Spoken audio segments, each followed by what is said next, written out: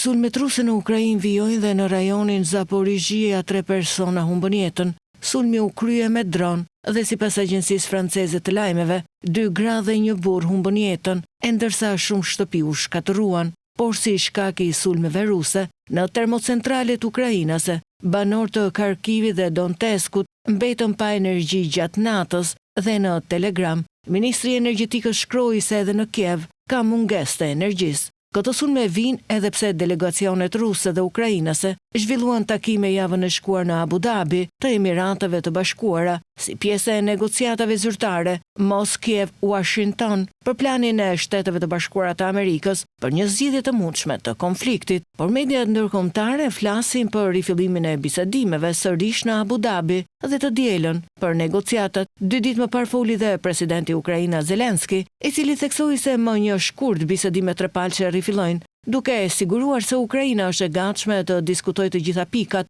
që duhen për të shkuar drejt një marrëveshje. Ndërkohë në një intervistë, ministri i jashtëm Ukrainës, Andriy Sybiga, u shpreh se presidenti Zelenski është gati të takohet me presidentin rus Putin për të zgjidhur çështjet më të ndjeshme të planit të paqes, territoret dhe menaxhimin e termocentralit bërthamor në Zaporizhia. Krye diplomati Ukrainës theksoi se Kievi synon të nënshkruajë një plan paqeje prej 20 pikash, me kusht që të arrihet një marrëveshje pasi sipas tij çështjet më të ndjeshme si territoret dhe termocentrali bërthamor mbeten të pazgjidhura.